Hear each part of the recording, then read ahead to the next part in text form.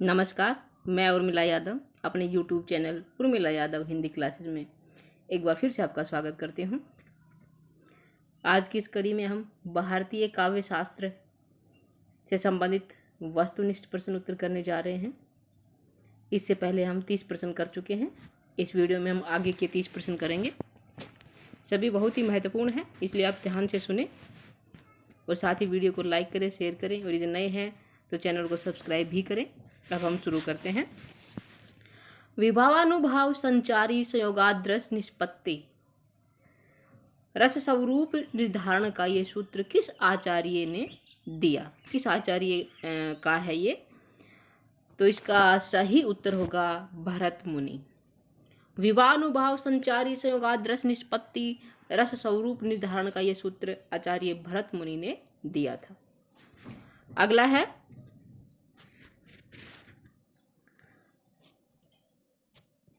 काव्य शास्त्र संप्रदायों में से कौन सा संप्रदाय सबसे प्राचीन माना जाता है? काव्य शास्त्र से संबंधित जो भी संप्रदाय हुए हैं उनमें से सबसे प्राचीन संप्रदाय कौन सा है ये बताना है। रस संप्रदाय है या फिर अलंकार संप्रदाय है या ध्वनि संप्रदाय है या फिर रीति संप्रदाय? और इसका सही उत्तर होगा कौन सा होगा?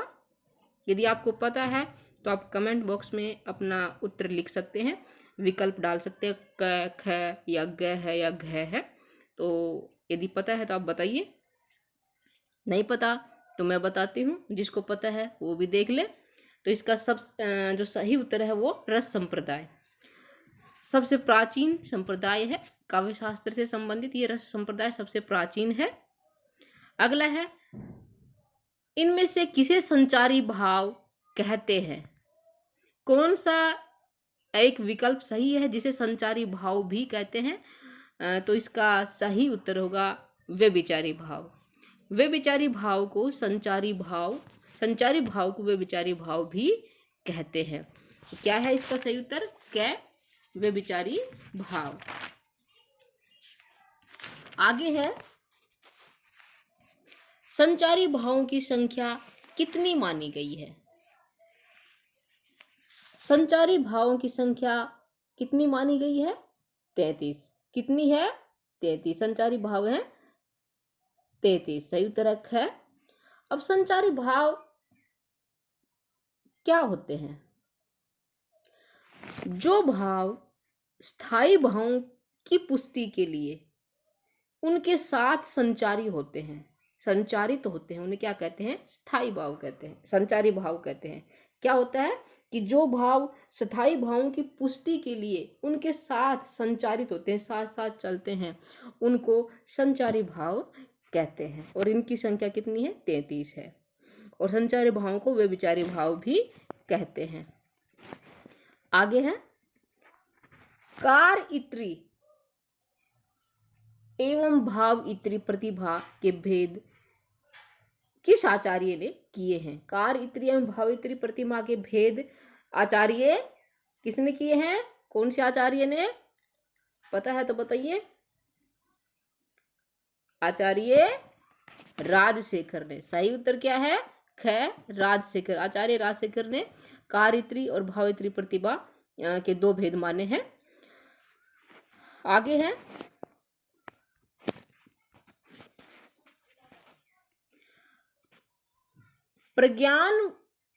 प्रज्ञानोन्मेष शालिनी प्रतिभा मता किस आचार्य का मत है?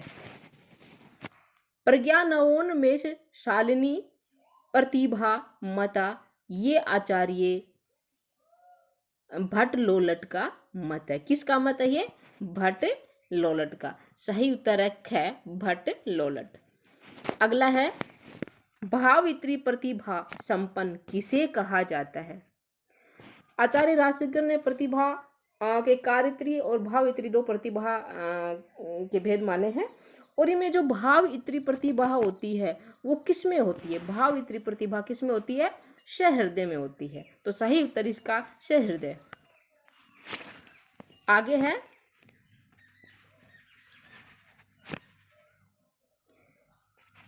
धर्मार्थ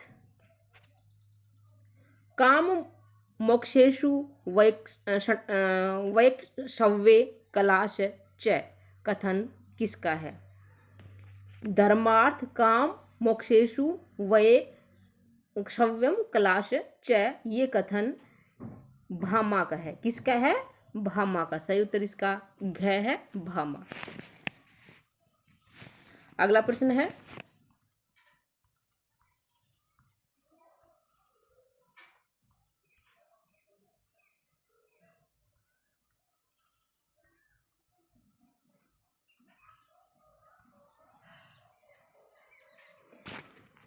चित्र तुरंग न्याय पर आधारित किस आचार्य का सिद्धांत है?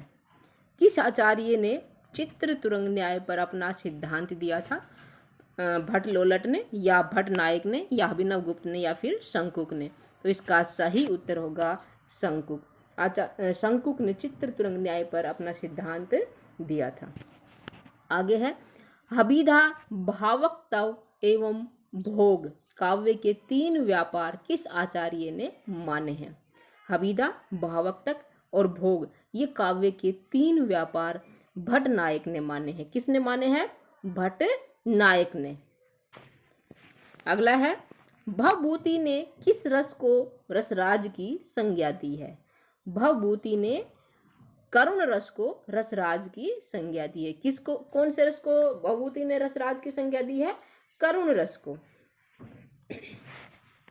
अगला है, कार्यत्री प्रतिभा कितने प्रकार की होती है? कार्यत्री प्रतिभा, ये जो राजशेखर ने प्रतिभा के भेद बताए हैं, कार्यत्री, भावित्री, भावित्री जो प्रतिभा है वो से हृदय में होती है, और जो कार्यत्री प्रतिभा है ये कवि में होती है। किस में होती है? कवि में। और इस प्रतिभा के कितने भेद बताए?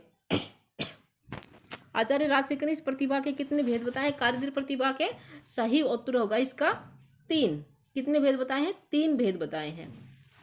ये 3 भेद कौन कौन से हैं? पहला है सहजा, दूसरा है आहार्या, और तीसरा है औपदेशिकी। जो सहजा होती है वो जन्मजात होती है। आप इस बात को नोट कर सकते हैं, जो बता रही हूँ बहुत ही महत्वपूर्ण है। जो सहजा प्रतिभा होती है वो जन्मजात होती है। आहार्य जो प्रतिभा होती है वो अभ्यास से प्राप्त होती है, और जो औपदेशिकी प्रतिभा होती है उपदेश एवं मंत्र तंत्र से प्राप्त होती है। कितने भेद है कार्यत्री प्रतिभा के? फिर से सुनिए, 3 भेद है। कौन कौन से हैं? सहजा, आहार्य, औपदेशिकी। सहजा कैसे प्राप्त होती है? जो जन्मजात होती है, जन्म से ही बच्चे को प्राप्त होती है ये। आहार्य ये अभ्यास करने से प्राप्त होती है, और औपदेशिकी ये उपदेश एवं मंत्र तंत्र से प्राप्त होती है। आगे है, शब्दाडंबर एवं संयुक्ताक्षरों वाली रीति कौन सी है? तो इसका सही उत्तर होगा कौन सा? पता है तो बताइए। सही उत्तर है इसका ख, पांचाली। जो पांचाली रीति है वो शब्दाडंबर एवं संयुक्ताक्षरों वाली होती है। 3 रीतियां हैं, एक वैदर्भी, गौड़ी और पांचाली। ये जो वैदर्भी रीति होती है ये माधुर्य गुण संपन्न होती है। जो गौड़ी रीति है ये ओज गुण संपन्न एवं समास बहुल होती है। कैसी होती है? ओज गुण संपन्न एवं समास बहुल। पांचाली जो रीति है वो सौकुमार्य और माधुर्य गुण संपन्न होती है, शब्दाडंबर और संयुक्ताक्षरों वाली होती है। पांचाली जो रीति है इसको ग्राम्य भी कहते हैं। क्या कहते हैं? ग्राम्य भी कहते हैं। और आचार्य वामन ने पांचाली रीति का सर्वप्रथम उल्लेख किया था। किसने किया था? आचार्य वामन ने। कौन सी रीति का सर्वप्रथम उल्लेख किया था? पांचाली रीति का। आगे है, कार्यत्री प्रतिभा का प्रकार नहीं है। अभी अभी हमने किया था कि कार्यत्री प्रतिभा के कितने भेद है? 3 भेद है। कौन कौन से हैं? अभी बताया था, खोल के बताया था। अब बता सकते हैं इनमें से कौन सा जो कार्यत्री प्रतिभा का भेद नहीं है? जल्दी से बताइए, मैं आपका इंतजार कर रही हूँ।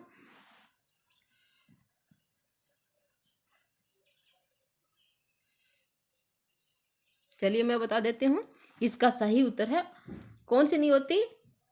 भावित्री। भावित्री तो प्रतिभा का एक भेद है। कार्यत्री भावित्री प्रतिभा 2 भेद बताए हैं राजशेखर ने। और सहजा, आहार्य, औपदेशिकी ये कार्यत्री प्रतिभा के 3 भेद होते हैं। फिर से बता रही हूँ, सहजा जन्मजात होती है, आहार्य अभ्यास से प्राप्त होती है, और औपदेशिकी मंत्र तंत्र उपदेश से प्राप्त होती है। आगे देखते हैं। काव्य के आस्वादन में उद्वेग उत्पन्न करने वाला कारक क्या कहलाता है? काव्य के आस्वादन में उद्वेग उत्पन्न करने वाला कारक क्या कहलाता है? काव्य दोष। क्या कहलाता है? काव्य दोष। अगला है, मम्मट ने काव्य प्रयोजन कितने माने हैं? मम्मट के अनुसार काव्य के प्रयोजन कितने हैं? पता है तो बताइए। 5 है, 4 है, या 8 है, या फिर 6 हैं? सही उत्तर होगा 6। मम्मट ने काव्य के 6 प्रयोजन माने हैं। कौन कौन से? लिखिए। पहला है काव्यम यश से, इसका अर्थ है कि काव्य यश के लिए। दूसरा है अर्थकृते, यानी कि धन प्राप्ति के लिए काव्य। तीसरा है व्यवहार विदे, अर्थात काव्य व्यवहार ज्ञान के लिए लिखा जाता है। तीसरा है शिवतेर छतये, इसका शिव का अर्थ है कि कल्याण। काव्य अमंगल के निवारण के लिए लिखा जाता है। अमंगल होता है, अशुभ होता है, उसका निवारण करने के लिए लिखा जाता है। पांचवा है सद परिनिवर्ते, इसका अर्थ है कि अलौकिक आनंद की अनुभूति के लिए काव्य लिखा जाता है। अंतिम है, छठा है कांता सम्मित तयोपदेश युजे, अर्थात जो काव्य है वो लेखक निष्ठ होता है। जो काव्य का प्रयोजन है वो लेखक निष्ठ होता है। कौन कौन से भेद हुए? 6। काव्य यश से, काव्य यश के लिए, अर्थकृत्य धन प्राप्ति के लिए, व्यवहार विदे काव्य व्यवहार ज्ञान के लिए, शिवतेर छतये काव्य का अर्थ है यहाँ काव्य कल्याण के लिए है, अमंगल के निवारण के लिए, सद परिनिवर्ते यहाँ अलौकिक आनंद के लिए, और कांता सम्मितोपदेश युजे ये लेखक निष्ठ होता है, काव्य लेखन के लिए होता है। तो इस प्रकार मम्मट के अनुसार काव्य के कितने प्रयोजन हुए? 6। आगे देखते हैं।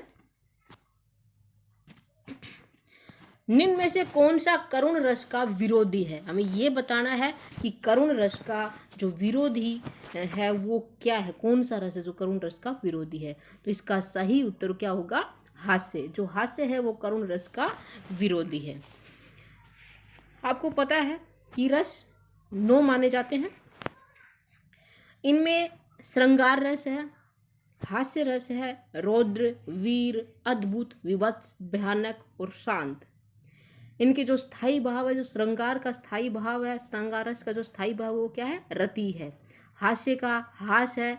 जो करुण रस है उसका स्थायी भाव है शोक है, दुख है, वेदना है। तो क्या है? शोक। करुण रस का स्थायी भाव क्या है? शोक है। रौद्र रस उसका स्थायी भाव क्रोध है। वीर रस इसका स्थायी भाव उत्साह है। अद्भुत रस इसका स्थायी भाव क्या है? विस्मय या आश्चर्य। विभत्स रस इसका जो स्थायी भाव है जुगुप्सा है, जिसे घृणा या ग्लानि भी कह सकते हैं। तो विभत्स का स्थायी भाव क्या है? जुगुप्सा। और भयानक रस का जो स्थायी भाव है वो भय है। शांत रस का जो स्थायी भाव है निर्वेद, निर्वेद अर्थात उदासीनता। तो इन जो रस 9 है इनको आप लिख सकते हैं। इनका जो स्थायी भाव क्या है उनको आप लिख सकते हैं। वीडियो को पॉज करके एक बार फिर से बताती हूँ। श्रृंगार रति, हास्य हास, रौद्र क्रोध, करुण शोक, वीर उत्साह, अद्भुत विस्मय या आश्चर्य, विभत्स घृणा, ग्लानि या जुगुप्सा। तो वीरस का विभत्स का स्थायी भाव क्या है? जुगुप्सा। भयानक का भय, शांत रस का निर्वेद जिसको हम उदासीनता कहते हैं। 2 रस और माने जाते हैं। वैसे 9 ही रस है लेकिन अलग से हैं। वात्सल्य रस, वात्सल्य जो रस है इसमें अनुराग होता है, वात्सल्यता होती है। एक होता है भक्ति रस, इसमें देव के प्रति रति होती है, भगवान के प्रति रति भाव होता है। अगला देखते हैं। किस शब्द शक्ति की प्रतीति सबसे पहले हुआ करती है? शब्द शक्ति है उसकी जो प्रतीति है वो सबसे पहले हुआ करती है, वो है अभिधा। 3 शब्द शक्तियां हैं, अभिधा, लक्षणा और व्यंजना। जो अभिधा शब्द शक्ति क्या होती है जिसकी प्रतीति हमें सबसे पहले होती है? तो वो होती है कि शब्द को सुनते ही, किसी शब्द के को सुनते ही अथवा पढ़ते ही उसके सबसे सरल प्रचलित अर्थ का जो ज्ञान हो वो क्या कहलाएगा? अभिधा शब्द शक्ति कहलाएगी। जो शब्द है उसको हम सुने पढ़ें तो उसका जो सबसे सरल है प्रचलित अर्थ है वो बिना अवरोध के, बिना किसी रुकावट के समझ में आ जाए, उसको हम ग्रहण कर ले, वो क्या कहलाएगी? हबीदा शब्द शक्ति कहलाएगी। जैसे गाय घास चर रही है, राजा दशरथ के 4 पुत्र हैं, तो ये इसमें हमें कौन सी शब्द शक्ति का पता चल रहा है? हबीदा शब्द शक्ति का हमें तुरंत अर्थ समझ में आ रहा है। अगला है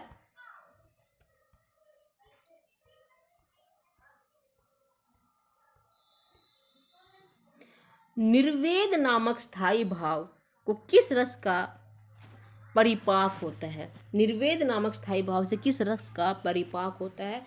ये अभी थोड़ी देर पहले बताया, जब हम 9 रस बताए थे, उनके स्थायी भाव बताए थे। तो निर्वेद कौन से रस का स्थायी भाव है? बताइए, इंतजार कर रही हूं मैं। कौन से रस का स्थायी भाव है? शांत रस का स्थायी भाव है। अगला है भरत मुनि का समय कौन सा है? जो भरत मुनि, इनका जो समय है वो है कौन सी शताब्दी? दूसरी शताब्दी, दूसरी सदी। भरत मुनि दूसरी शताब्दी में हुए हैं।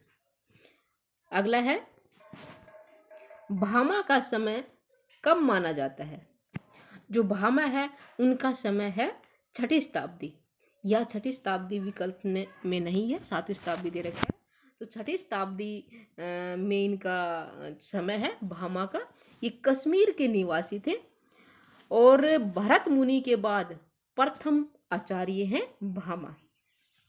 इन्होंने काव्य शास्त्र पर काव्यालंकार नामक प्रथम अलंकार ग्रंथ लिखा था। किस पर लिखा था? काव्य शास्त्र पर। कौन सा ग्रंथ लिखा था? काव्यालंकार। किस पर लिखा था? अलंकार पर। और इन्होंने जो काव्य की परिभाषा दी है वह शब्दार्थो सहितो काव्यम, शब्दार्थो सहितो काव्यम, अर्थात शब्द और अर्थ दोनों ही काव्य है। और इनका जो समय है वो क्या है? 6ठी शताब्दी है। इसको नोट कर ले, कौन सी शताब्दी है? 6ठी शताब्दी। किसका? भामा का समय है। अगला है राजा भोज का समय क्या है? जो राजा भोज है उनका समय क्या है? तो राजा भोज का समय है कौन सा? 980 ईस्वी से 1053 ईस्वी। राजा भोज का समय है 900 ईस्वी से 1053 ईस्वी। आगे है प्राचीन काल में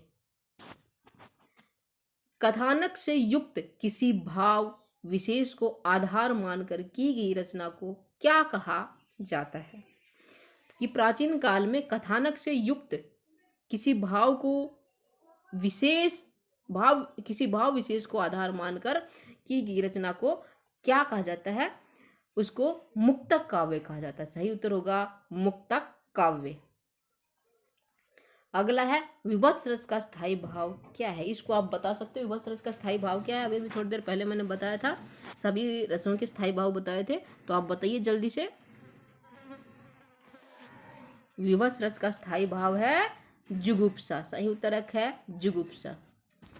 अगला है श्रृंगार रस विरोधी रस कौन सा है? जो श्रृंगार रस का विरोधी रस बताना है हमें।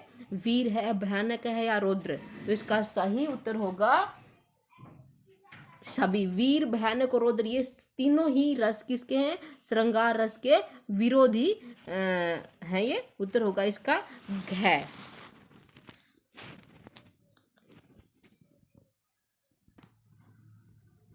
आगे है एक और अजगर ही लकी एक और बनराय, विकल बटो ही बीच में परियो मूर्छा खाए, उपयुक्त पद में किस रस की निष्पत्ति हुई है?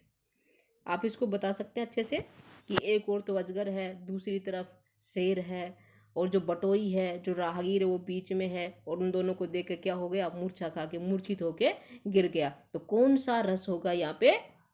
कौन सा रस होगा? भयानक। सही उत्तर क्या है इसका? भयानक रस। उत्तर है क्या? भयानक। अगला है रस को साहित्य का क्या माना जाता है? रस को साहित्य का क्या माना जाता है? फल माना जाता है, या आधार माना जाता है, या कारक माना जाता है, या फिर प्राण माना जाता है? तो रस को साहित्य का प्राण माना जाता है। सही उत्तर इसका ग है प्राण। आगे देखते हैं।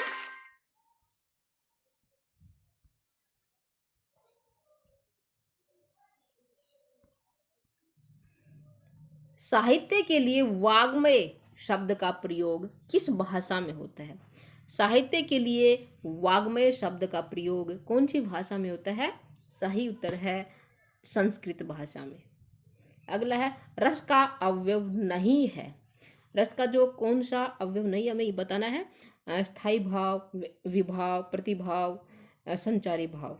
रस के जो अवयव हैं वो क्या है? कितने हैं? 4 हैं। कौन कौन से? स्थायी भाव है, विभाव है, संचारी भाव है और अनुभाव है। तो इनमें कौन सा नहीं है? प्रतिभाव नहीं है। उत्तर इसका ग है प्रतिभाव। अगला है जो अंतिम है, आगे के हम अगली वीडियो में करेंगे। सगुणों कहकर किस आचार्य ने काव्य में गुणों के महत्व को स्वीकार किया है? तो इसका सही उत्तर होगा आचार्य मम्मट। मम्मट ने सगुणों कहकर काव्य में गुणों के महत्व को स्वीकार किया है। उत्तर है इसका मम्मट। मम्मट की जो काव्य के संबंध में जो परिभाषा है वो है तद्धोषो शब्दार्थो सगुणावलंकृति पुनः कवापि। ये मम्मट की परिभाषा काव्य के संबंध में। इन्होंने सगुणों कहकर काव्य में गुणों के महत्व को स्वीकार किया है। आज के लिए इतना ही। आगे हम अगले प्रश्न उत्तर लेके आएंगे, तब तक आप बने रहिए। उम्मीद करती हूँ आपको वीडियो अच्छी लगी होगी, सभी प्रश्न अच्छे से समझ में आए होंगे। एक बार फिर से निवेदन करती हूँ, वीडियो को लाइक करें, शेयर करें, यदि नए हैं तो सब्सक्राइब भी करें ताकि मुझे और अच्छा करने के लिए प्रेरणा मिले। धन्यवाद।